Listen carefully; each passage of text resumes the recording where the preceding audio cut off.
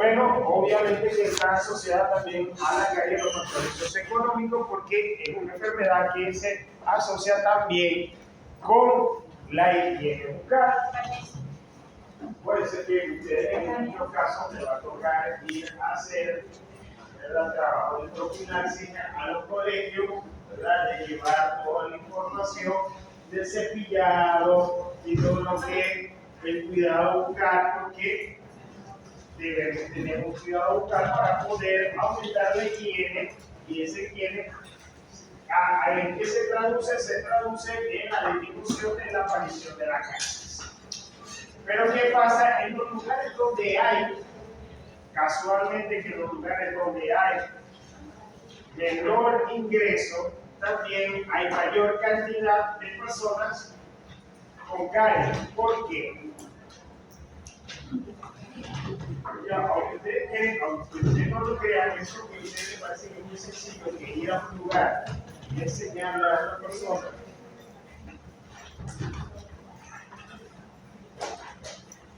el lavado o la higiene bucal, no todo el mundo lo tiene tan claro como alguien que esté estudiando o alguien que está en un estrato socioeconómico un poco más alto, que le parece una cosa hasta trivial. A algunos le parece hasta trivial que es, oiga, que va la hora de ensuciar. Sí, debe ser, pero sí ocurre. Entonces, otro elemento que está asociado con ello son los elementos culturales y la dieta, que es muy importante. Pues las dietas altas, muy altas en azúcar, también, imagínense una dieta y un hábito. Una persona que coma caramelos y que tenga el hábito de quedarse dormido con los caramelos dentro de la boca durante toda la noche. ¿Aparecerá o no caries? Hay mayor problema. Es una dieta, le gusta comer caramelos. Y después le gusta la sensación de quedarse con los caramelos en la boca durante toda la noche. ¿Verdad? Ustedes se ríen, ¿verdad? Pero sí ocurre. Entonces, dietas altas en carbohidratos también son dietas donde va a aparecer la caries. Otro elemento importante para la aparición de la caries es el establecimiento y desarrollo por la presencia de microorganismos cariogénicos. Y aquí vamos a tomar en consideración miren, vamos a hablar de Streptococcus mutans. Streptococcus mutans es el principal microorganismo para la aparición de la caries. Sin embargo, él no es, digamos, el único dentro de ese grupo para que ocurra la caries, pero sí puede utilizarse como un indicador cuando está presente la caries. Ahora, el año pasado apareció otro microorganismo muy importante, también un Streptococcus, que es el caso contrario, que se llama Streptococcus dentisae. Streptococcus mutans está muy presente, o siempre está presente en las personas que tienen caries, y el Streptococcus dentisae siempre está presente en las personas que no lo tienen. En las personas que no tienen caries, está presente siempre, o en gran medida también, otro microorganismo. Entonces, parece ser que no sabemos hasta ahora si uno es antagonista del otro, pero sí sabemos hasta ahora de que las personas que no tienen caries tienen gran cantidad o aparece Streptococcus dentisae, mientras que en aquellas que tienen caries siempre está presente Streptococcus mutans. No es el único microorganismo asociado a la aparición de la caries, sino que eso funciona como una comunidad microbiana que a la final está asociada a toda la biopelícula que se forma sobre el diente, y ahorita lo vamos a ver. Bueno, entonces, todo esto del estudio de las teorías de cómo aparece o no la caries depende de hace algún tiempo unos investigadores que se dieron a la tarea de cómo aparecía la caries, y hay algunos para ello. Esto digamos que ya son muy antiguos, este es un poquito ya antiguo, y este es como el que se toma más en consideración actualmente. Pero vamos a tomar en cuenta bastante este de acá. Bueno, los antiguos hablaban de que la carie dental era una enfermedad infecciosa, transmisible y por la presencia de un microorganismo específico. Ya sabemos que no es solamente un microorganismo porque estaba asociado a los postulados de Koch. ¿Qué dicen los postulados de Koch? Los postulados de Koch dicen que la aparición de una enfermedad debe ser equivalente a la presencia de un microorganismo. En 1978, entonces, Evans agrega, además a ese postulado, por la aparición de caries, es que deben haber una serie de factores que son antagonistas, bien sea por el punto de vista bacteriano o de sustancias antimicrobianas en aquellas donde no hay la presencia de caries. 1998, Fallot, que este es con el que nosotros vamos, digamos, el que vamos a tomar más en consideración a partir de este, propone una versión molecular de los postulados. Es decir, bueno, sí es verdad, hay un microorganismo que está asociado para la aparición de la enfermedad, pero dice además que debe estar presente un gen. Es decir, este microorganismo debe tener un gen que lo hace capaz de producir la enfermedad, es decir, un gen de patogenicidad que puede ser incluso transmisible entre los microorganismos. Sí, para que aparezca esa patogenicidad y el microorganismo sea virulento, ese microorganismo debe tener ese gen que lo hace virulento. Pues, y que ese es el principal postulado que se propone. Luego nosotros vamos a hablar sobre, ya no hablamos solamente desde el punto de vista de los genes, sino también que se consideran los elementos exteriores del ambiente y los elementos ecológicos. Entonces ya digamos que ese es el último postulado, que habla sobre que los cambios ecológicos en la biopelícula presente sobre los dientes hay una asociación entre Streptococcus mutans y la caries. Entonces, por lo general, siempre que, si es verdad, siempre que hay una persona que tiene caries, está presente en gran medida Streptococcus mutans, pero también hay personas que no tienen caries y tienen Streptococcus mutans. Solo que está en mayor proporción, bueno, es una nueva información hasta ahora de que está en mayor proporción Streptococcus denticeae. Para hablar entonces un poco de los postulados de Fallot, nosotros tenemos que considerar primero, el gen está presente en las bacterias causantes de la enfermedad. En cambio, no está presente en aquellas que son avirulentas, es decir, se puede tener un Streptococcus mutans, pero ese no le puede estar produciendo caries. Mientras que hay otro que sí produce caries. Entonces debe ser que uno sí tiene el gen que porta la virulencia o que le da la virulencia a ese microorganismo, mientras que el otro no lo tiene. Entonces aquí tenemos el ejemplo. Bueno, imaginemos que nosotros vemos el ADN del microorganismo y en una porción de ese ADN del microorganismo, aquí como lo vemos en la doble hélice, hay una porción que corresponde a el gen, ¿verdad? Que genera posteriormente una proteína y esa proteína está asociada a la aparición de la virulencia del microorganismo. Ahora, tenemos otra en el que, aunque tenemos su información genética, no está presente el gen y por lo tanto ese microorganismo no es vivo. ¿Pero qué debe pasar? Puede pasar, bueno, que si la tiene es virulento, pero si se elimina ese gen, es decir, una vez la cepa se convierte o deja de ser virulenta, entonces ya es porque el gen no está presente. De hecho, eso se hace normalmente, eso es lo que uno hace en los laboratorios, trata de hacer las cepas menos virulentas para luego intentar conseguir una vacuna contra ella. Entonces, normalmente, ¿qué hace uno?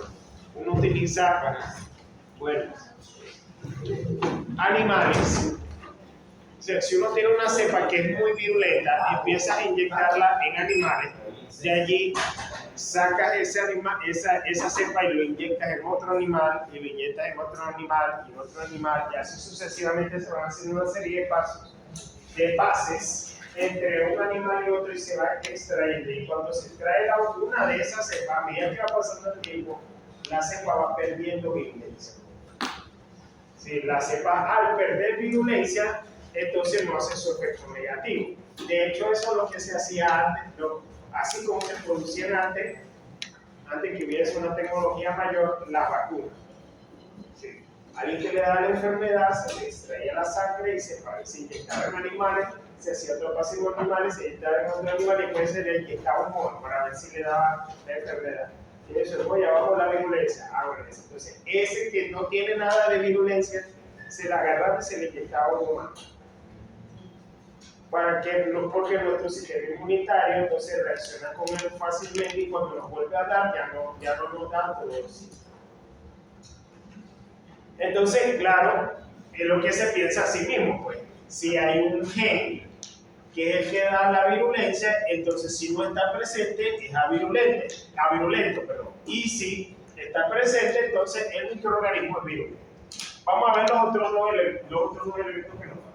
Se puede entonces demostrar que la bacteria expresa un gen en animales o en voluntarios humanos en algún punto del proceso infeccioso. Y 4. Los anticuerpos contra el producto codificado por el gen son protectores en el caso de la respuesta mediada por las células o por el sistema humoral también, que generando una inmunidad protectora. ¿Qué pasa? Entonces, entre estos conjuntos yo lo puedo agarrar, se lo puedo inyectar a unos animales y entonces ellos van a producir una respuesta. ¿Cuál sería la respuesta? La respuesta por lo general es una inmunidad que es celular o una inmunidad humoral. Eso ocurre en nosotros también. Una vez que entra un agente extraño a nuestro cuerpo, nuestro sistema inmunitario siempre está reaccionando contra cualquier agente extraño, bien sea bacteria, bien sea hongo, bien sea virus. Y una vez que entre en nuestro sistema, las células del sistema inmunitario empiezan a reaccionar. Unas son las células del sistema inmunitario como los glóbulos blancos para buscar todos esos agentes extraños y destruirlos, o los otros son los inmunoglobulinas que intentan opsonizar cualquier agente extraño que haya entrado a nuestro sistema. Bueno, eso es el punto de vista de los postulados de Falco. Ahora vamos a hablar cuáles son los factores que intervienen en el proceso de salud y enfermedad, en este caso del hospedador, a nivel de la cavidad bucal. Bueno, nosotros vamos a considerar, que hay una serie de procesos que ocurren en función del tiempo, ¿verdad? Sobre el diente se va formando una biopelícula, es decir, es una película conformada por una serie de elementos, preferiblemente son microorganismos, y que estos van cambiando el pH, y al cambiar el pH de la superficie, en general de la cavidad bucal, hacen el ambiente más propicio para que este microorganismo o la población en general se desarrolle. Sin embargo, también hay otros elementos que pueden contrarrestarlo, como decir la saliva, la presencia de fluoruros, es decir, la presencia de fluoruros por el hecho de, y también por la acción mecánica que hacemos cuando nos cepillamos los dientes. Cada vez que cepillamos los dientes, ¿qué es lo que pasa? Nosotros estamos eliminando las biopelículas que están ahí. Y es muy bueno porque así eliminamos la cantidad de microorganismos que están sobre esa superficie. Normalmente cuando nosotros cepillamos los dientes y esa acción mecánica elimina la biopelícula, los dientes quedan expuestos nuevamente a la saliva y la saliva lleva una serie de carbohidratos y otros elementos celulares que empiezan a posarse sobre los dientes y se forma una película muy delgada, que es lo que nosotros llamamos película adquirida. ¿Qué contiene esa película adquirida? Contiene una gran cantidad de proteínas, una gran cantidad de carbohidratos, y algunos de ellos son propicios o contienen cantidades de glucosa que permiten que los microorganismos se posen sobre esa película adquirida y empiecen a desarrollarse sobre ella. Entonces, la saliva también inhibe el crecimiento de los microorganismos. También el flujo salival, en este caso, contiene una serie de proteínas que pueden inhibir también el crecimiento de los microorganismos. Todos estos están asociados entonces a la aparición o no de la enfermedad. Entonces, nosotros vamos a ver ahora cuáles son las estructuras que están asociadas en este caso. ¿Cuáles son? La película del esmalte adquirido, que en sus siglas son AEP, el biofilm dental o biopelícula dental, también la podemos ver así, en algunos casos solamente voy a hablar de biopelícula, y el cálculo dental o el sarro dental, que es producto de la coagregación de todos estos elementos en los casos en que donde hay mala higiene o en los casos donde se acumula con facilidad, porque hay personas que a pesar de que tienen higiene dental también se les acumula con facilidad y se le forman cálculos. Bueno, entonces la saliva casi nunca está en contacto con la superficie del diente, ya que existe una separación entre ellas. ¿Cuál es? Primero, la película adquirida. Entonces, ¿qué es la película adquirida? La película adquirida es una película orgánica acelular, y eso es muy importante, porque en ese nivel no vamos a conseguir microorganismos, solamente una película que es muy pequeña, que tiene entre 0.1 y 10 micras de espesor, y está totalmente libre de microorganismos. Es decir, por lo general ahí no hay microorganismos. Usted se ha cepillado los dientes, queda puesto el diente, llega la saliva y empieza a formarse sobre ella una capa acelular, en la cual vamos a conseguir gran cantidad de proteínas o péptidos pequeños, aminoácidos, que van formando una serie de capas proteicas sobre ella, y en sí vamos a conseguir también el líquido gingivo-crevicular o el fluido gingival crevicular. Este fluido, este líquido, está asociado también a la inflamación, o sea, o el proceso de inflamación de las enzimas. ¿Qué vamos a encontrar en ese líquido? Bueno, un conjunto de varios elementos. Algunos de ellos hay células, pero ¿qué tipo de células hay allí? Miren que está libre de microorganismos, pero hay células. ¿Cuáles son las células que vamos a conseguir allí? Son células del sistema inmunitario. Es decir, que vamos a conseguir leucocitos, glóbulos rojos, vamos a conseguir polimorfonucleares, vamos a conseguir linfocitos, como monocitos, y alguna que otra célula epitelial. Esas son las células que vamos a conseguir a nivel de la película adquirida. También vamos a conseguir otros elementos como iones, como sodio, potasio, calcio, magnesio, fosfato, algunos iones orgánicos, y vamos a conseguir elementos de la inmunidad tumoral, es decir, como inmunoglobulina. En especial vamos a conseguir las inmunoglobulinas que están asociadas a la parte de las mucosas que son las inmunoglobulinas de tipo A. Eso no quiere decir que no consigamos la otra, vamos a conseguir, puede haber de la M, puede haber de la G, pero la principal que vamos a conseguir allí es de la tipo A. También van a estar presentes algún tipo de enzimas, como las enzimas fosfatasa, las fosfatasas alcalinas, algunas enzimas degradadoras van a estar presentes en esa capa. Entonces, en esta capa, nosotros imaginemos que este es el diente y entonces la saliva está generando una serie de un espesor que contiene todos esos elementos que nosotros hemos hablado. Algunos de los principales elementos que conforman esa película también son carbohidratos, y entonces funcionan como lugares de fijación para los microorganismos. Sí, en la película como tal no hay microorganismos, pero sobre ella sí se empiezan a dosar los microorganismos.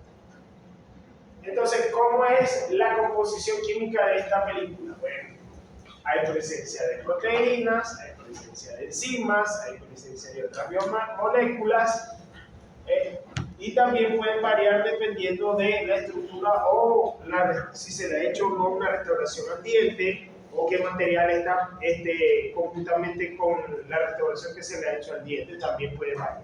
Entonces, ¿qué proteínas podemos conseguir ahí? Podemos encontrar proteínas ricas en prolina, que son proteínas que la prolina ayuda a la beta-hélice de las proteínas, mucinas de alto peso molecular. Las mucinas son las que, de hecho, junto con la saliva, no sé si recuerdan cuando nosotros vimos bioquímica, ¿quién se acuerda de las mucinas? ¿Qué hacían las mucinas? Cuando vimos bioquímica.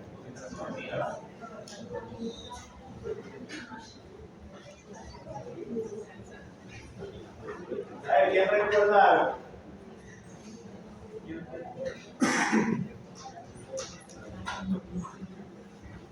Las mucinas están en la saliva, también están en nuestro tracto digestivo y ayudan ¿a qué?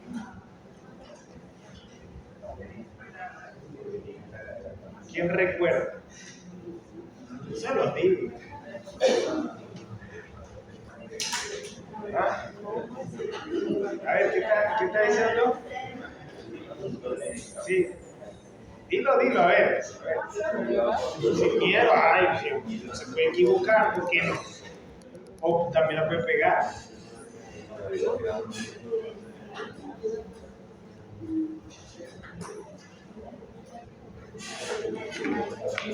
Es una enzima digestiva. Pero ¿quién recuerda para qué servían las mucinas? Que son unas estructuras de alto peso molecular. Funcionan como barrera en algunos casos y evitan el efecto de los microorganismos porque son una estructura de alto peso molecular. Yo le voy a dar, bueno, a veces yo doy este ejemplo, pero las mucinas, entre más mucina haya, la saliva es más espesa. La capa que recubre, porque tenemos salivas en la boca que producimos en la cavidad bucal, también tenemos mucinas aquí a nivel intestinal. Entonces, por supuesto, las de acá son mucho más espesas y son de mayor peso molecular y hacen una primera barrera para que los microorganismos no entren sobre nuestro sistema digestivo. Y también aquí hacen una primera barrera para evitar de que los microorganismos vayan directamente a atacar al niño. Bueno, vamos a conseguir otro tipo de proteínas, como las histatinas, las hitaminas. Las hitaminas están relacionadas con los procesos inflamatorios. Las amilasas, que son enzimas que degradan a los carbohidratos. La lactoferrina, que son unas proteínas que están asociadas con iones como el hierro. Las lactoperoxidasas, que son unas enzimas que degradan al peróxido de hidrógeno. Vamos a tener también inmunoglobulina secretora, que es la inmunoglobulina de tipo A, que es la clásica de tipo inmunoglobulina que se produce en las mucosas. Vamos a tener otro tipo de inmunoglobulinas, como las inmunoglobulinas séricas, ¿verdad? Albumina sérica, vamos a tener anhidrasa carbónica y inmunoglobulinas como la inmunoglobulina G y la inmunoglobulina E. Y algunas fracciones del complemento que se encargan de la destrucción de los microorganismos. También vamos a tener presencia de algunas enzimas que afectan a los carbohidratos. Van a haber presencia de adhesinas, glucosa, de lactosa, todo ese tipo de carbohidratos. Algunos como aminoácidos asociados con los carbohidratos. Otro tipo de moléculas como lípidos, diferentes tipos de fosfolípidos, etc. Ahora, todo eso nosotros lo vamos a tener en esa película que es delgada, como el grosor que yo les hablé, y sobre ella se van a ir colocando los microorganismos. Entonces, aquí se lo voy a volver a explicar cómo se forma la biopelícula a partir encima de la película activa. Ahora vamos a hablar de la biopelícula. Entonces, miren, Sobre la superficie del diente siempre hay una película adquirida y sobre ella empiezan a posarse sobre ella una cantidad de microorganismos. Nosotros lo vimos, ¿verdad? Si lo vemos así, alargadito como esto, serían ¿qué? Estreptococos, ¿verdad? Pero también pueden ser a ver así como estos que son bacilos, o como estos dos que hay aquí que serían diplococos. Entonces, diferentes tipos de microorganismos, no solo el único no va a ser Streptococcus mutans, sino que hay otros. Entonces, y ahorita vamos a ver, son bastantes.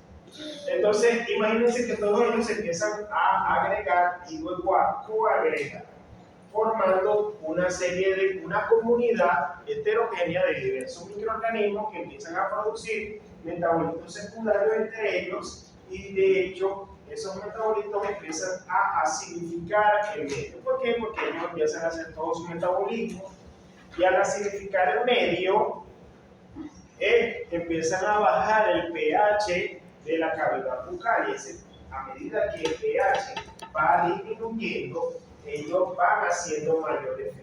¿Qué pasa cuando baja el pH? ¿Recuerdan la bioquímica con el esmalte? ¿Cómo está conformado el esmalte? Bioquímica. Cristales de... A eso sí se acuerdan, ¿verdad? ¿Cómo se ve? Con un cristal de hidroxiapatita tiene una estructura, no sé si recuerdan la estructura que tenía, así que yo les hice un ejemplo de la estructura que tenía, que es como una red cristalina, el cristal de hidroxiapatita. Y que ese cristal de hidroxiapatita se mantiene como tal a un pH determinado. Pero ¿qué pasa? Si el pH cambia, es como un andamio, imagínense así, que se mantiene a un pH determinado. Pero si el pH empieza a cambiar, ese andamio empieza a caerse. ¿Por qué? Se desmineraliza.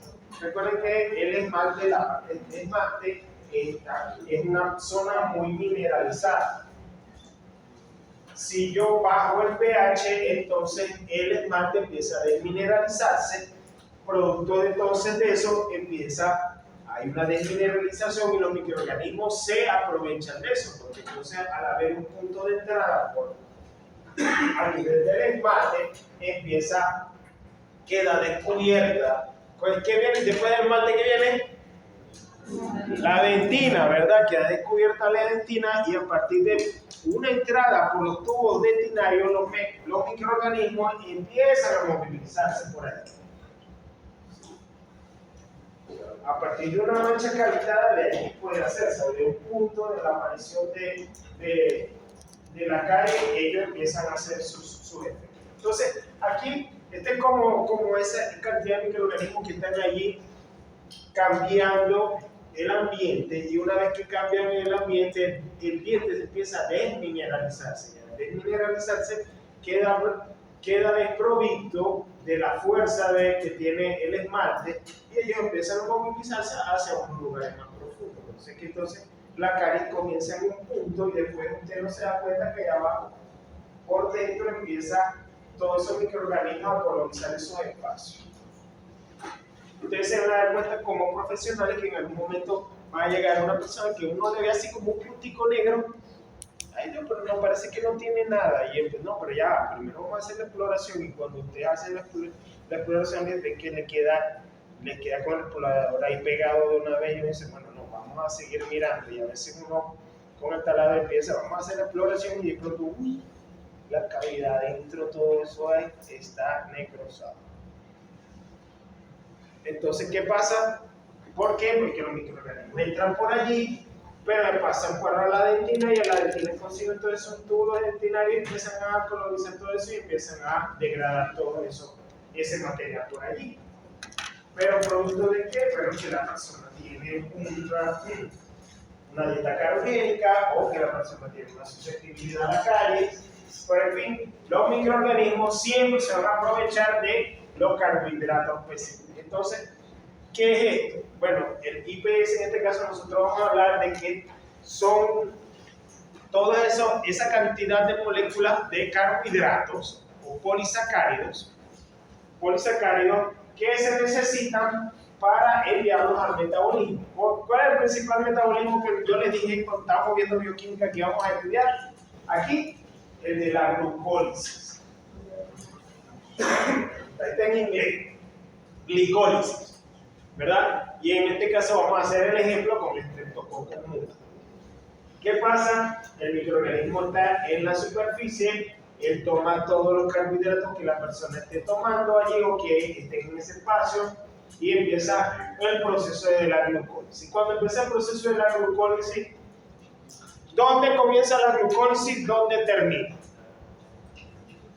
La glucólisis comienza con la glucosa, por supuesto, y termina en piruvato, ¿verdad? Termina en piruvato, pero allí puede irse entonces por dos vías, una vía de la fermentación, si es anaeróbica, una vía respiratoria por allá, pero si por una vía fermentativa, la glucólisis puede terminar generando ácido láctico. Y eso es muy bueno para las bacterias. ¿Por qué? Porque las bacterias que hacen fermentación producen ácido láctico y entre mayor cantidad de ácido láctico se produzca, el pH se va disminuyendo, ¿no? Para que no se vea. Se va disminuyendo y el diente se demineraliza. Y eso, yo que no he comido, no me atrevo. O es que comer da sueño, ¿verdad? Lo que quieres hacer así. Bueno, entonces posterior a la glucólisis, nosotros vamos a ver que hay una serie de azúcares que también pueden servir para hacer la glucólisis, ¿verdad? No solamente es glucosa o sacarosa, puede ser lactosa, puede ser fructosa, todos esos carbohidratos me sirven por vías alternas para llevarlo a la glucólisis, ¿verdad? Una vez que ya yo he hecho todos esos procesos, yo puedo incluso utilizar todos esos carbohidratos para provecho, es decir, el microorganismo que lo utiliza para provecho. ¿Cómo lo hace? Bueno, lo hace a través de una enzima que son unas transferasas, las fosfoglucotransferasas, y las utilizan para producir glucano, que es propio, es decir, estructuras propias del mismo microorganismo, como los exopolisacáridos. Es decir, los microorganismos que utilizan los carbohidratos, los llevan a su sistema interno. Algunos lo utilizan para la estructura, subestructuras como el peptidoglicano, ¿verdad? Recuerden que son carbohidratos los que conforman el peptidoglicano, pero otras además producen otro tipo de carbohidratos como los exopolisacáridos que hacen que esto se convierta en un ambiente aún más de confort, vamos a ponerlo así, para los microorganismos.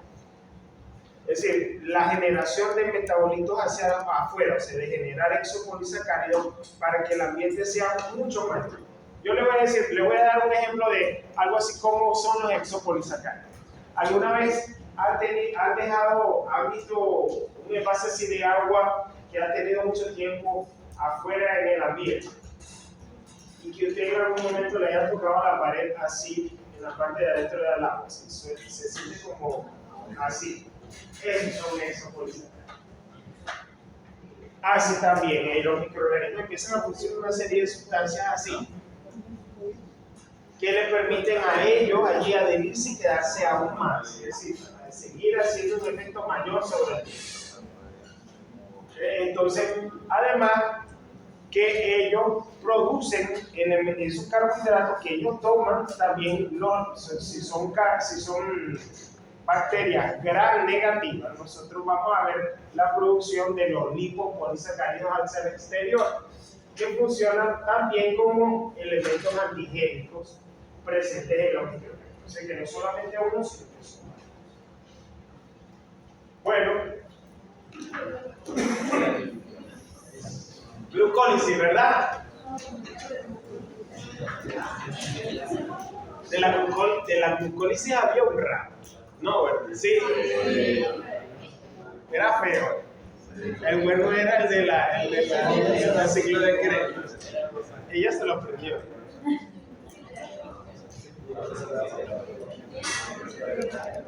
Ok, muchachos, miren.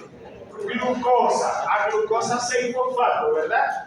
De glucosa 6-fosfato a fructosa 6-fosfato.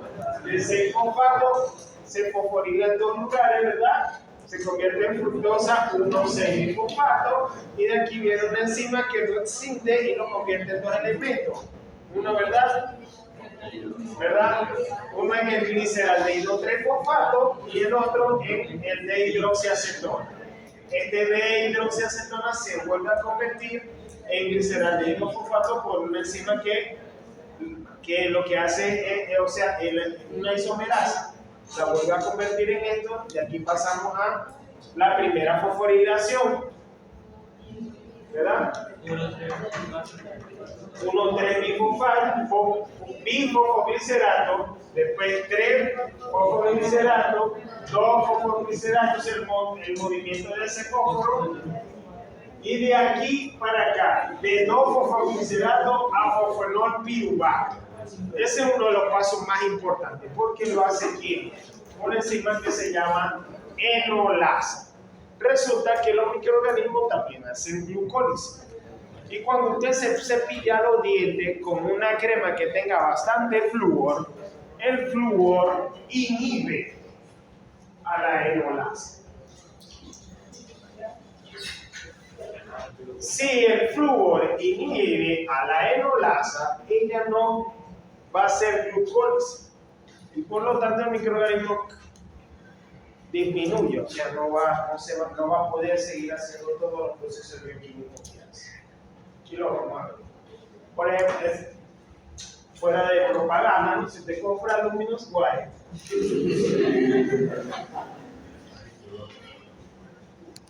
entonces, mire, lo mismo acá. Glucosa, todo el proceso, hasta aquí, ¿ve? Aquí está la enzima enolasa, pero ¿qué pasa? Si usted compra Luminous White, que tiene bastante flúor, cualquiera que tenga flúor, entonces como esta enzima es sensible al flúor, entonces, por supuesto, entonces el microorganismo no va a seguir la ruta completa de su metabolismo, y por lo tanto, por eso entonces es bueno que se cepille todos los dientes. No es solamente el efecto mecánico de eliminarlo de la película, de eliminar la película o la biopelícula. O sea, que además es muy importante también. O sea, las personas que tienen periodontitis, que ahora se llama periodontitis, ya se llama periodontitis crónica, que había otra. Pero las personas que tienen un periodontitis, ustedes se van a dar cuenta que son personas que su principal problema es que no se ha eliminado con facilidad la biopelícula. Entonces, imagínense usted, ¿cómo les digo yo? Le voy a hacer un ejemplo. Imagínense que este sea el diente. Imagínense que este sea el diente, ¿verdad? Y que esto que está aquí son microorganismos, ¿verdad? Y yo vengo y un día pongo y veo una capa de microorganismos. Y esa persona no se lava los dientes, o tiene mala higiene, y quedó todavía. Y ve biopelícula, hay biopelícula. Y no sé si yo lavo los dientes, hay más biopelícula. Y tuvo mala higiene, más biopelícula, más biopelícula. Se va formando, entonces, ¿qué va pasando? Esa biopelícula se va colocando y cada vez la biopelícula se hace cada vez más fuerte. Aunque usted se cepille, ella no se va a ir, se va a quedar. No lo hace mal, se queda más.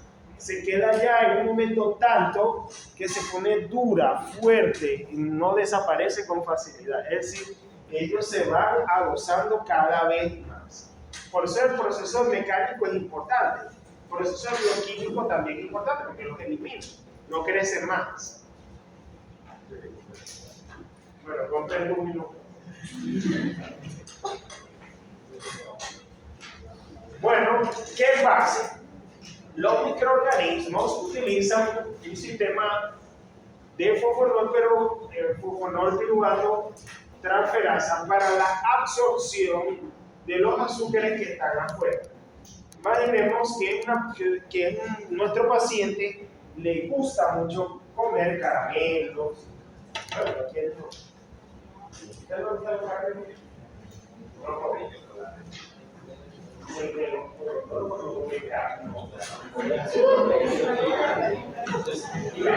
Miren lo que me ha pasado.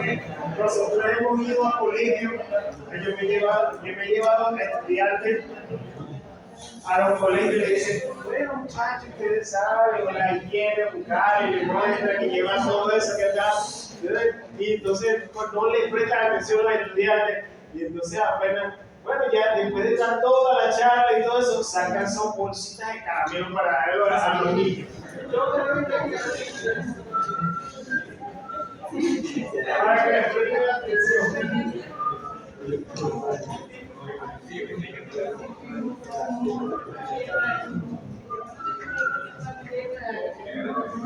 Ok, vamos a descifrar todas esas líneas que están acá. Esto que está acá hace las veces como si fuera el microorganismo. Esto que está aquí sería más o menos como su pared celular. Imaginemos que puede ser una gran positiva, un estreptococcus. Es uno de los cocos del estreptococcus. Y que afuera, aquí, hay bastante azúcar. Una persona que tiene una dieta buena en azúcar y que este estreptococcus se va a aprovechar de él. ¿Qué hace adentro el estreptococcus? Él tiene un metabolismo donde él hace glucólisis, ¿verdad? Aquí la glucólisis. Y recuerden que la glucólisis no es un elemento que está aislado, sino que él utiliza la glucosa de donde venga. Es decir, que si la glucólisis, ¿para qué lo va a producir? ¿Se acuerdan que ahorita yo les dije? Él produce una serie de cantidades de compuestos que vienen de la glucosa para producir sus propios elementos como los glucanos. Los glucanos son elementos que necesita el microorganismo para consumo propio. Además, puede venir entonces todo eso puede venir, todos los carbohidratos pueden venir de cualquier parte, de afuera, pero es que primero para que yo tomarlo necesito de algún elemento. Entonces, aquí vamos a ver, hay dos tipos de sistemas con los cuales puede entrar al sistema del microorganismo. Hay dos. Uno que son el sistema fosfonol piruvato fosfotransferasa y otro que es un sistema que no utiliza ese tipo de enzimas fosfotransferasas. Entonces, ahora vamos a ver cómo funciona ese sistema de fosfotransferasa. Simplemente son una serie de enzimas que lo que hacen es que se van fosforilando, es decir, van colocando fósforo para activarse y que el sistema capture los carbohidratos que están afuera y los meta dentro de la célula. Es decir, ustedes recuerdan cuando vimos en biología las proteínas transmembranales, ¿verdad? Claro que se recuerdan porque hicieron conmigo una exposición en el laboratorio, ¿verdad? Hay unas proteínas extrínsecas, intrínsecas y otras grandes transmembranales que son las que permiten el paso del exterior al interior o del interior al exterior de compuestos por la célula. Bueno, los microorganismos tienen eso. Estas son proteínas que activan aquella. Entonces, este es un sistema que vamos a llamar sistema E1. Son una fosfotransferasa, la primera fosfotransferasa que se fosforila y luego activa a una enzima que también se fosforila y luego permite que este sistema capture carbohidratos y los incorpore hacia el interior de la célula. ¿Cómo lo incorpora? Es decir, recuerden que el traslado del azúcar al interior de la célula es un traspaso por un tipo de transporte facilitado. Entonces aquí está entrando el azúcar, y una vez que entra el azúcar al interior del microorganismo, va que el microorganismo viene y empieza a utilizar todas sus enzimas del sistema que ya vimos ahorita, ¿cómo se llama? De la glucólisis, ¿verdad? Y convierte de eso glucosa, glucosa 6 fosfato, etcétera, etcétera. Ese es este sistema. Ahora, pero le voy a decir, no solamente hay uno, sino hay 10. Son específicos para un azúcar o un grupo de azúcar, estrechamente relacionados con estreptococcus. Un análisis genómico ha revelado que existen 14 conjuntos de fosfotransferasas diferentes, con una variedad de dominios diferentes para utilizar todos los carbohidratos que tengan. Ustedes se pueden imaginar 14 sistemas diferentes, parecidos a eso, para tomar cualquier cantidad de azúcares que tengan. Eso es súper efectivo. Es como si eran 14 formas diferentes de comer azúcar. Algo así.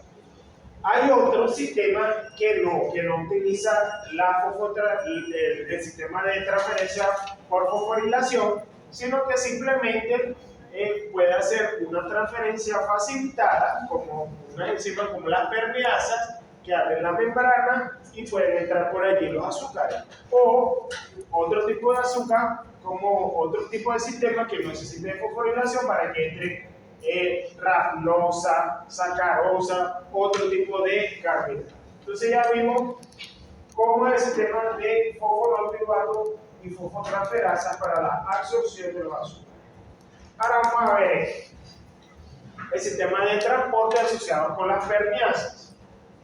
¿Qué pasa? Bueno, con la permeasa es una enzimas o una proteína que permite que la glucosa entre. Y una vez que está aquí adentro, ¿qué pasa?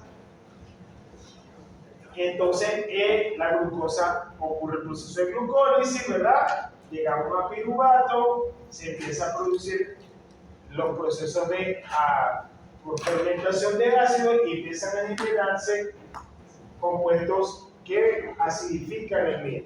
Puede entonces prevenirse un poco la acidificación producto de altas concentraciones de sacarosa que están entrando. Una vez que entran, entonces él cambia el medio dependiendo de lo que está generándose en el cerebro. Aquí lo vamos a ver de otra manera. 1. Producción de ácidos. 2. Síntesis de polisacáridos extracelulares. 3. Síntesis de polisacáridos intracelulares. ¿Cuáles son los polisacáridos extracelulares? Los que se liberan al medio, como los exopolisacáridos. ¿Cuáles son los polisacáridos intracelulares? Los que se necesitan para que se conformen todos los elementos en el interior, que incluyen también elementos de la pared celular. Entonces, ¿qué conseguimos afuera? Bueno, si afuera hay una gran cantidad de carbohidratos como la sacarosa y otros demás, puede utilizar transferasas de diferentes tipos para introducirlo al interior. Fíjense, ahora, pero es que la glucosa no siempre está como un elemento así bien disponible. Aquí está la glucosa, utilicen la de una vez. Si no recuerden que nuestra dieta no siempre estamos comiendo glucosa solo, sino que estamos comiendo diferentes tipos de carbohidratos. Por ejemplo, carbohidratos que son complejos. Si recuerdan cuando vimos en bioquímica aquellos carbohidratos que eran ramificados, que tenían, que me acuerdo que se recuerdan de los enlaces tipo 1,6, enlace beta 1,4. Bueno, eso hace que los carbohidratos fueran más ramificados, y a medida que van siendo más ramificados se necesita de una serie de enzimas, liberar enzimas que rompan esas ramas de esos carbohidratos que son complejos para hacerlo más sencillo y poderlos transferir al interior del microorganismo. Entonces, eso es, bueno, esos carbohidratos que son complejos, pues, como lo vemos aquí, ¿ven? Enlace de tipo 1,6, beta 1.3, beta 1.6, son todos cortados porque la mayoría son levanos, son mutanos, son carbohidratos complejos que se deben ir cortando hasta llevarlos a su expresión mínima para poder ser utilizados en el interior de la célula.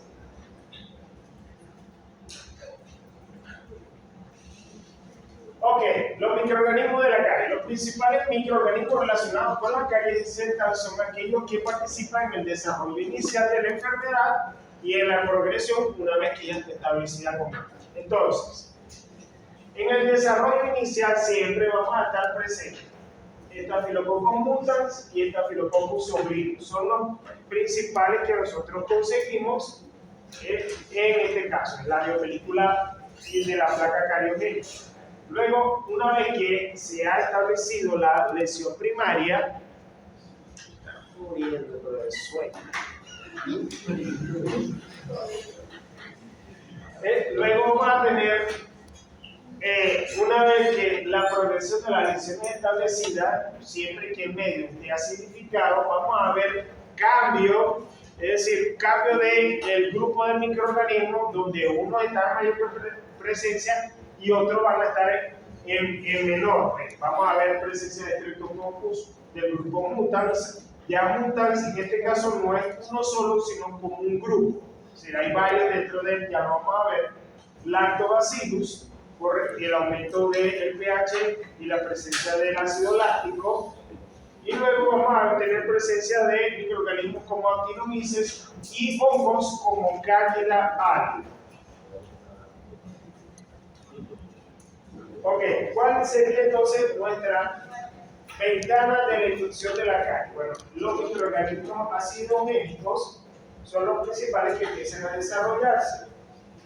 En algunos casos, la madre o el padre o una tercera persona puede hacer una transferencia de Streptococcus mutans a una persona, a su hijo, bien sea de forma directa o indirecta, y entonces este microorganismo empieza a colonizar cada una de las piezas dentales.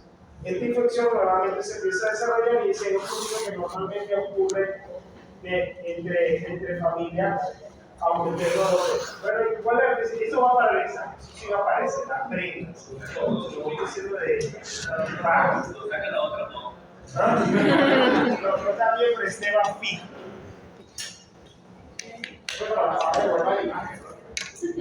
Y pero antes de eso, también. Bueno, no, ya. Vamos para adelante. ¿Ya le tomaron la foto? ¿Sí? Bueno, explico. Paso por paso, va a ir todo. Si imaginemos que esto que está acá abajo es el diente. Por encima del diente, ¿qué va a estar? La película. La película ¿quién? La película adquirida, ¿verdad? Entonces, luego de la película adquirida, nosotros vamos a, aquí en este caso está subdividida en dos. La superficie biológica, que en este caso sería el diente, y por encima la película salivar o la película adquirida. Esto que está aquí, esta línea que está acá. Por encima de él se va a empezar a formar la biopelícula. ¿Cómo se forma una biopelícula? Para que se forme la biopelícula, entonces debe haber sobre ella una serie de carbohidratos que sean necesarios o adhesinas que le pueden estar dando un espacio para que un microorganismo planctónico que se encuentra por allí en la cavidad bucal llegue, se adose sobre ese lugar, por encima de la película adquirida. Luego nosotros vamos a ver, ¿qué vamos a hacer? Vamos a ver allí una adhesión. Posteriormente vamos a ver una colonización, es decir, ese microorganismo empieza a dividirse y empiezan a generarse otros clones de él y empiezan a colonizar ese espacio. Posteriormente empieza una coagregación, porque que vienen otros microorganismos que se empiezan a unir a esa comunidad, puesto que se empiezan a generar una serie de compuestos metabolitos secundarios y exopolisacáridos. Luego venimos y hay una coadhesión, un crecimiento y una adaptación. Entonces aquí seguimos, ¿no? Posteriormente hay una maduración de esa comunidad, es decir, llega un momento en que esa comunidad empieza a dividirse no una, sino todos en conjunto, hasta que llega el momento en que llega a lo que nosotros conocemos como clímax de la comunidad, es decir, el punto máximo de crecimiento de una comunidad. De allí más no va a crecer más. Pero llega el momento en que al llegar al clímax, esta comunidad empieza a liberar otros microorganismos que salen de allí en condición planctónica y se mueven hacia otro lugar y consiguen ese lugar y empiezan todo el proceso. ¿Lo volvemos a explicar? ¿O lo dejamos así? Lo volvemos a explicar. Entonces, tenemos acá la superficie biológica, que sería la del diente, por encima de la película adquirida, que sería la superficie o la película salival. Tenemos una célula planctónica, que es el microorganismo que consigue un lugar donde hay carbohidratos que le parecen interesantes utilizar para empezar a degradarlos, y empieza a conseguirlo, cree que consigue un buen banquete y empieza a dividirse. ¿Bien? Empieza a dividirse, hay una adhesión sobre esos espacios, hay una colonización posteriormente y una coadhesión. Empieza no solamente un solo tipo, una sola especie, sino que varias especies empiezan a crecer allí. Llega un momento en el que han generado una cantidad de metabolitos secundarios hacia el exterior, como los exopolisacáridos, que empiezan a hacer que la comunidad sea mayor. Si la comunidad ha tenido éxito, la comunidad empieza a crecer, hasta que llega un punto máximo de crecimiento, que es lo que nosotros llamamos la maduración, hasta que llegan al clímax. Cuando ya llega al clímax, es decir, el punto máximo, en ese caso entonces puede haber un desprendimiento nuevamente de algún microorganismo de allí que consigue también una condición planctónica hasta nuevamente llegar a un nuevo sitio de colonización y que se formen nuevas colonias. Así va ocurriendo todo eso en la cavidad. Exactamente que usted se ha cepillado los dientes, pero muy bien, y no ha quedado nada allí. Entonces viene la película adquirida y se empieza a desarrollar y le deja el terreno completico para que los microorganismos empiecen a hacer eso. Que abre la boca o pesa, come, mete cualquier cosa allí, empiezan los microorganismos a colonizar. Por eso, pero es un proceso que es constante, todos los días, que se requiere todo. ¿Qué pasa? Entonces, nosotros vamos a ver aquí que pueden haber como en una lesión cariosa. Eso, miren, todo esto que yo les estoy dando en esta parte de aquí, que es como lo van a volver a ver en cariología, lo van a ver en fisiología, muchas de las cosas que me estoy hablando antes de eso, de la higiene, se van a ver en inmunología, en fisiología, y esto sobre todo lo van a ver en cariología. Entonces, ¿qué tenemos acá? De hecho, nosotros lo vamos a ver más detalle un poquito más adelante en la próxima clase, pero a sabiendas de la estructura del diente, ¿verdad? La parte más exterior sería que el esmalte, ¿verdad? Después vendría la dentina, hasta que llegamos a la cavidad, ¿verdad? Y ahí vamos a tener todo esto. ¿Qué pasa? Si el medio está acidificado, ¿qué va a pasar con el esmalte? Se va a debilitar, se va a desmineralizar. Y al desmineralizarse, el microorganismo va a conseguir un punto de entrada y va a empezar a desarrollarse. Entonces se genera una zona oscura, ahí se puede empezar a ver el cuerpo de lesión, que no es más que la desmineralización y el crecimiento ahí interno de los microorganismos, la cantidad de materia orgánica que se empieza a desarrollar allí, los elementos que ellos empiezan a liberar hacia el exterior para que toda la comunidad que se está desarrollando con ellos allí siga desarrollándose. Y a medida que va ocurriendo el proceso, si ellos sigan acidificando el medio, la lesión cada vez se va haciendo más grande. Si la lesión se hace cada vez más grande y más profunda, va a haber un momento en que va a haber un compromiso con la pulpa. Y entonces va a haber una necrosis posterior de los tejidos a ese nivel. Es decir, se va a dañar todo lo que tenemos allí.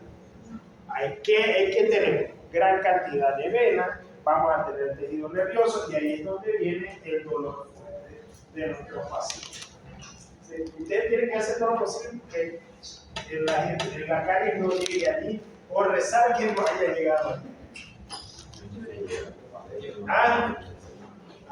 Es sensible.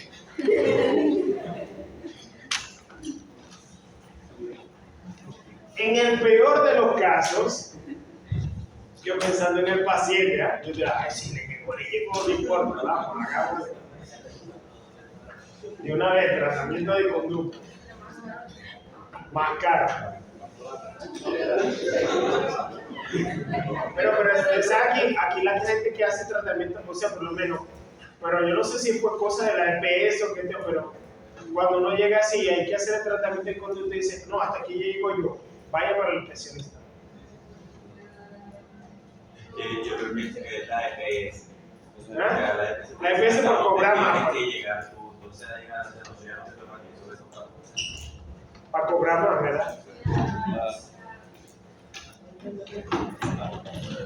Bueno, ¿qué pasa? Si la infección sigue creciendo, si pasa todo este espacio, vamos a llegar a un momento en que, miren, vamos a tener un proceso apical, incluso en algunos casos una reabsorción o pérdida, incluso de esta zona, y el diente termina saliendo en el peor de los casos. Esto vamos a ver más. Ejemplos. Miren, la mancha cavital.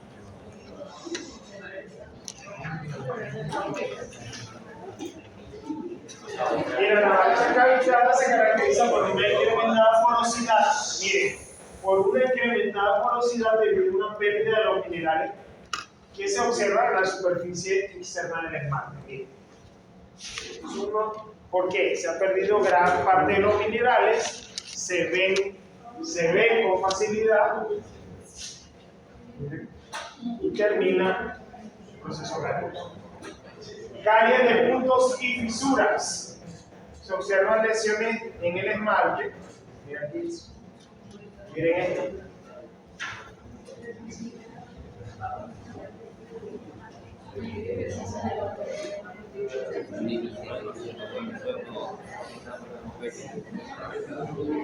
Miren allí una caries radicular.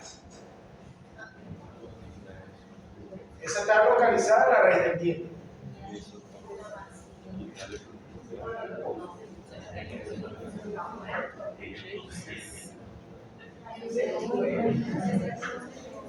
Bueno, todo eso producido por estos microorganismos. Ahora lo vamos a ver.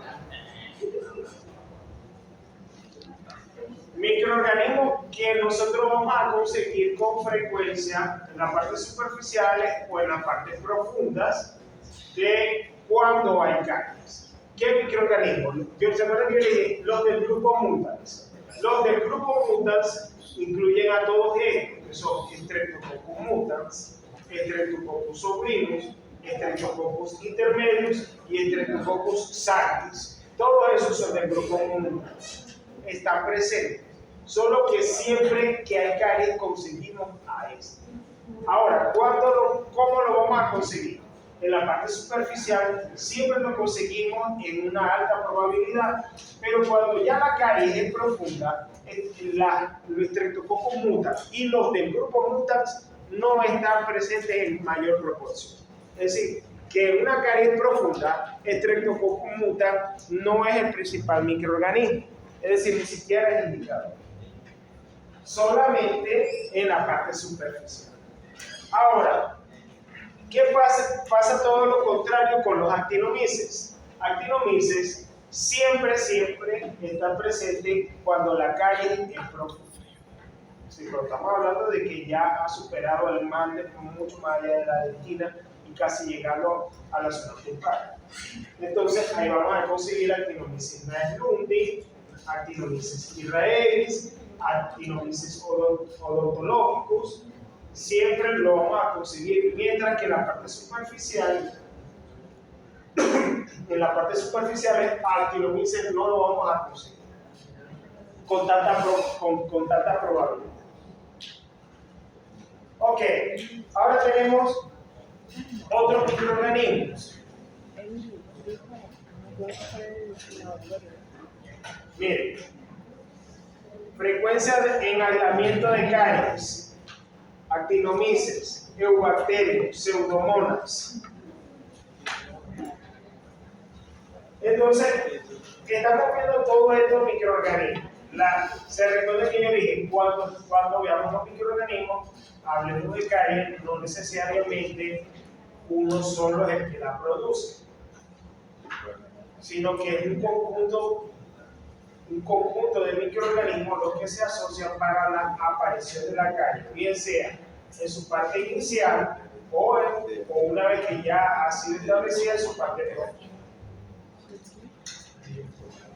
Miren, en el caso de microorganismos aislados de la raíz, ¿quiénes están en mayor proporción? Miren, ya en la raíz, Streptococcus o los del grupo de Streptococcus mutans están en condición baja, por lo general, mientras que Actinomyces está en una proporción mayor. También vamos a conseguir otros microorganismos como Pseudomonas, Propionobacterium, Lactobacillus, Fusiobacterium, que están presentes. Ok, ahora vamos a hablar sobre la microbiología de las enfermedades gingivo-periodontales. Cuando nosotros hablamos de enfermedades gingivo-periodontales, estamos hablando de gingivitis y de periodontitis. Y que la una lleva a la otra, es decir, la aparición de una, primero siempre, por lo general, hay la aparición de una gingivitis y posteriormente una periodontitis. ¿Qué es una gingivitis y qué afecta? La gingivitis afecta ¿qué? Las encías y es un proceso inflamatorio que nosotros vamos a conseguir producto de qué? ¿Cuál es el elemento principal de la aparición de la gingivitis? ¿Verdad? La biopelícula. A mayor cantidad de biopelícula, mayor presencia de gingivitis.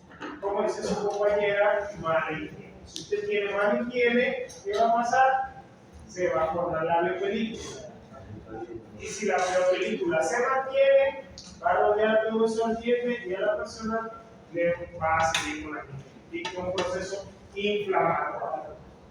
Posterior a eso, entonces vendría la periodontitis. La periodontitis es un proceso entonces que compromete a unas estructuras más profundas del periodonto, es decir, difiere entre esta y esta, y ahorita lo vamos a ver porque ya cuando nosotros hablamos de periodontitis, la inflamación es tal que se empieza a exponer incluso parte de la raíz del diente. Miren aquí ese ejemplo, tenemos acá una persona, todo, este es el color del diente, todo eso amarillo es biopelícula.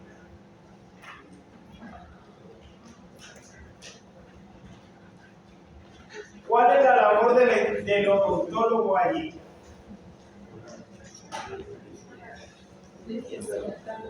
Eliminar la biopelícula.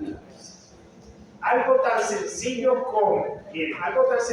como hacer la limpieza. O sea que normalmente hay personas que como tienen muy mala higiene o que son propensos también, porque hay gente que se cepilla bien, pero hay otros que tienen mala higiene, pero entonces se les forma una capa, una biopelícula muy fuerte, y entonces, ¿qué debe hacer el odontólogo? Eliminar la biopelícula, disminuir la biopelícula, hacer una buena limpieza. Ustedes no lo van a hacer. Les voy a dar. No, porque si no, dice algún día. Bueno, yo voy a decir una persona a la que yo llevé mi carro a arreglar. Y entonces un día me dijo, uy, y yo le y yo, ¿qué pasa? ¿Se le está cayendo el diente? Ese diente, no sé, yo sé cómo se le va a caer. Y cuando yo le digo, padre, y yo, porque se leía. Y yo le te voy a llevar a un odontólogo a mí para que te vaya a hacer la revisión. Y ya se le estaban cayendo los dientes. Era de la periodontitis que tenía. Claro, el odontólogo le dijo, no, ya, vamos a ver cuál es otro. Yo le dije, ya sé que se te cayó, ya lo perdiste. Si acaso habrá que ponerte un implante.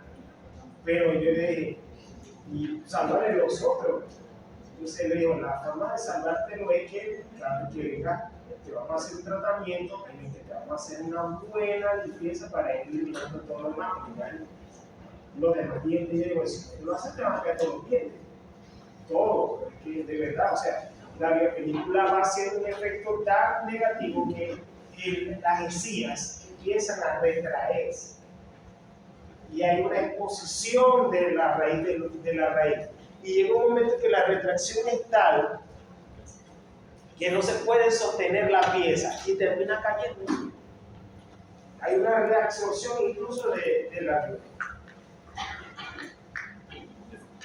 Simplemente por una mala higiene, por mucho tiempo.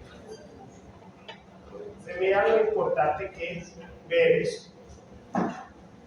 Bueno, naturaleza infecciosa de las enfermedades periodontales. Las enfermedades entonces gingivo-periodontales, como la gingivitis y la periodontitis, están asociadas a la biopelícula dental. Entonces, los estudios realizados in vitro y en vivo también han demostrado el poder patogénico que tienen determinados microorganismos asociados con la periodontitis. Porfiromonas gingivalis. La persona que tiene gingivitis tiene como principal microorganismo a la porfiromona gingivalis. En los pacientes con periodontitis, la disminución de los microorganismos específicos por medio de tratamiento antiinfeccioso también disminuye los procesos. Claro, yo les estoy hablando de la parte mecánica, pero a ustedes también les va a tocar darle algún tipo de medicamentos para inhibir el crecimiento de los microorganismos, porque eso entonces también le va a disminuir también la posibilidad de que en un tiempo posterior le vuelva a dar alguna gingivitis o posteriormente o disminuya la periodontitis. Criterios para la determinación de un microorganismo patógeno periodontal. Bueno, los postuladores de Sokratky determinan entonces las características que debe tener un microorganismo para ser considerado como un patógeno periodontal. El microorganismo debe estar presente en una proporción elevada en los sitios activos de la enfermedad. La eliminación del microorganismo debe estar asociada con la remisión de la enfermedad, es decir, que si yo elimino el microorganismo, desaparece la enfermedad. Los microorganismos poseen factores de virulencia para enunciar o aumentar la enfermedad. Si una bacteria es capaz de producir una infección en el organismo, debe dar una respuesta inmune con respecto a eso. La implantación del microorganismo debe estar relacionado con la aparición de la enfermedad. Y que tiene que ver con los análisis de riesgo, los estudios prospectivos deben demostrar que el riesgo supone la presencia de la especie y la progresión de la enfermedad si está presente. ¿Tomaron la foto? Sí. Entonces, aquí vamos a hablar de hipótesis de la biopelícula, hipótesis de la placa. Hay varias hipótesis. Tenemos la hipótesis de placa inespecífica, la hipótesis de placa específica y la teoría ecológica del agua. ¿Qué dice la hipótesis de la placa inespecífica? La enfermedad es resultado de actividad global de la microbiota total de la biopelícula. Esta hipótesis dice que eso porque se cree que no solamente es un microorganismo, sino que es el conjunto de todos los que hacen un efecto negativo para la aparición de la enfermedad. la hipótesis de placa específica, es decir, inespecífica, ¿por qué? Porque no es uno solo, sino que es un conjunto, o sea, no se determina, no es específicamente eso. Y es hipótesis de placa específica. Solo alguna bacteria o asociaciones bacterianas son las causantes de la enfermedad. Y la última sostiene que los organismos asociados con la enfermedad pueden estar presentes también en los sitios sanos, en niveles bajos en otros lugares y en niveles muy altos en los lugares donde está la enfermedad. Bueno, a ver cómo vamos. Me queda bastante.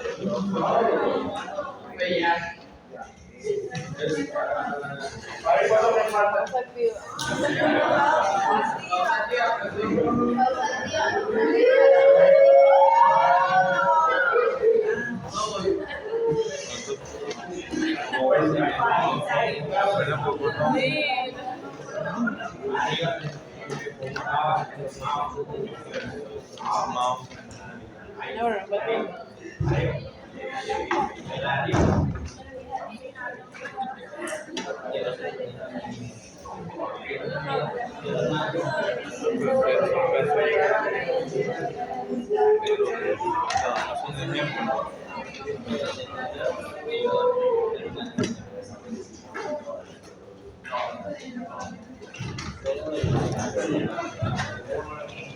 Y si termino así. ¿Ah? No. Va a terminar. La semana que viene tengo otra. ¿Ah?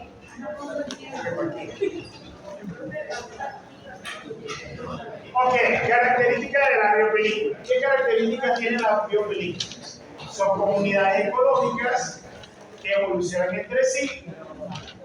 Ahí vamos a tener una cantidad de microorganismos que se desarrolla sobre la superficie, no es uno solo, sino que ya sabemos que son varios. Esta comunidad cooperan entre sí formando, ¿se recuerda cuando vimos la estructura ecológica de los microorganismos? Individuo, población, comunidad, gremios, consorcio.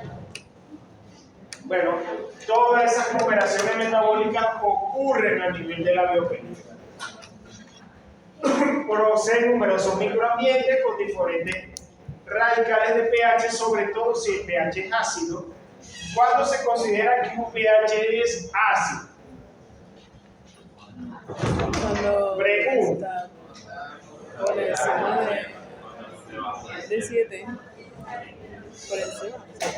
Por ejemplo, si yo le dijera una persona con una dieta cariogénica en la cual será determinado que la cavidad bucal posee un pH, dos personas con dieta cariogénica, en la cual una se ha determinado que tiene un pH de 4.5 y otra tiene un pH de 8.5. ¿Cuál de las dos tiene mayor probabilidad de que aparezca la caries? ¿Y por qué? ¿Cuál? A ver, ¿en cuál de las dos le va a dar caries?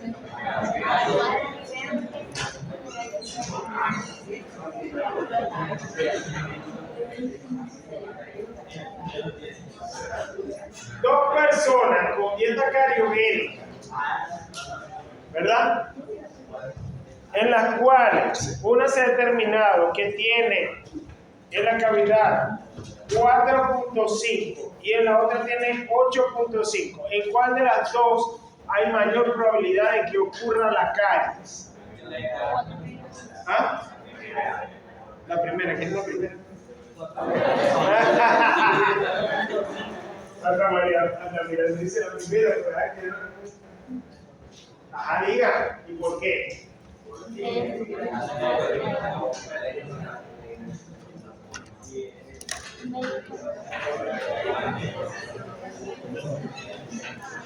A ver, Esther, usted comienza de eso.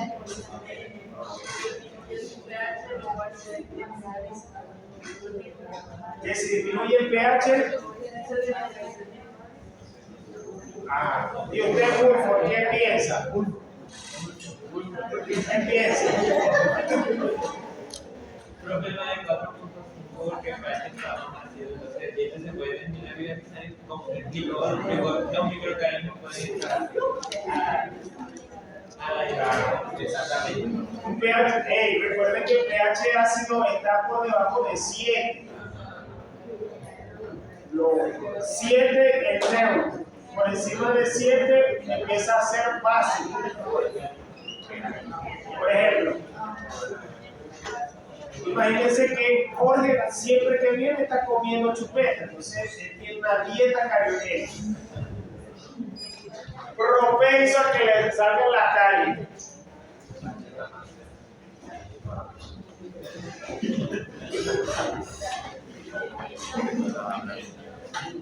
Ok, otro elemento importante de la biopelícula es que las biopelículas, algunas de ellas son resistentes porque en ellas ocurre lo que es el proceso de la percepción de fluorescencia. Es decir, ellas se pueden comportar como cariogénicas cuando hay una cantidad específica de microorganismos entre los cuales se están enviando información química para comportarse como cariogénicos. Ustedes recuerdan cuando yo expliqué ¿qué es el fluorescencia? La semana pasada.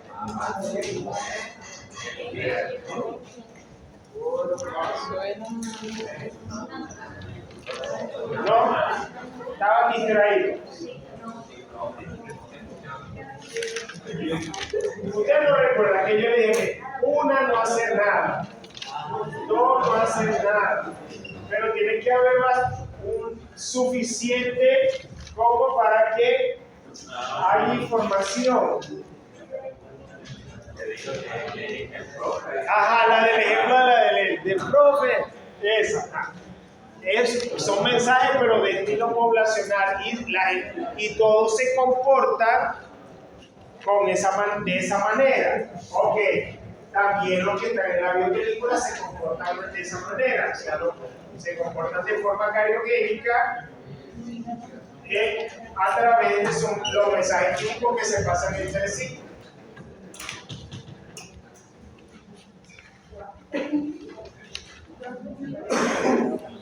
La biopelícula supragingival asciende en la superficie dentaria. Se encuentra por debajo del margen gingival entre los dientes y el tejido y el surco gingival. Allá lo vemos. Supragingival, subgingival y el margen gingival, ¿verdad? Supragingival, subgingival, margen gingival. Ok, nosotros vamos a conseguir microorganismos tanto en la zona supragingival como en la zona subgingival, como también en el margen gingival. Ahí vamos a conseguir microorganismos. ¿Dónde se va a adherir principalmente la biopelícula? En la zona supragingival, en la zona subgingival o en el margen.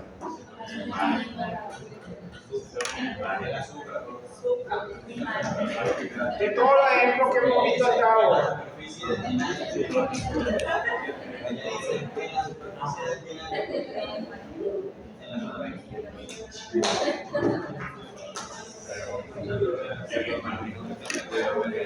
De lo que hemos visto hasta ahora, eso puede ser una pregunta de examen. Usted. ¿Usted lo entendió? ¿Qué entendió? Eso mismo, ¿verdad? Mira, número 1, adherencia bacteriana a la superficie dentaria. ¿Dónde está la superficie dentaria? Ya lo digo, Tito. ¿Dónde? 2, multiplicación, coagregación y maduración de los microorganismos, segundos y terceros colonizadores, sucesión microbiana. La biopelícula subgingival presenta dos superficies, la superficie dentaria y el epitelio donde se localiza el margen gingival. ¿Qué vamos a conseguir? Relacionada con el diente, no hay adherencia planctónica relacionada con el epitelio. Es decir, sobre el epitelio no vamos a tener gran cantidad de microorganismos porque realmente la biopelícula donde se forma. Bueno, ahora tengan paciencia porque esta parte va.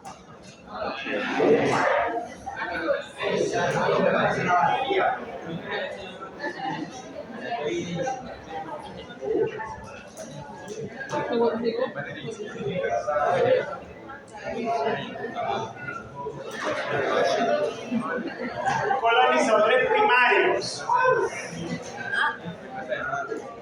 Sí. Colonizadores secundarios. Qué bendición. Colonizadores terciarios. Que yo digo, "Mamá, quiero estar allá". Ya te van a- No, pero igual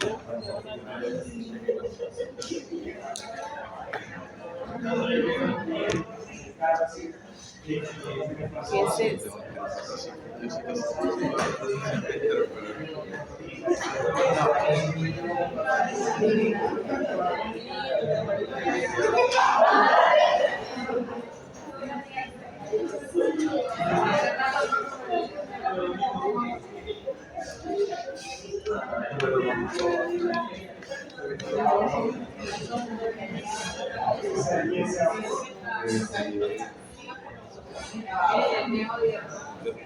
Estudiar qué.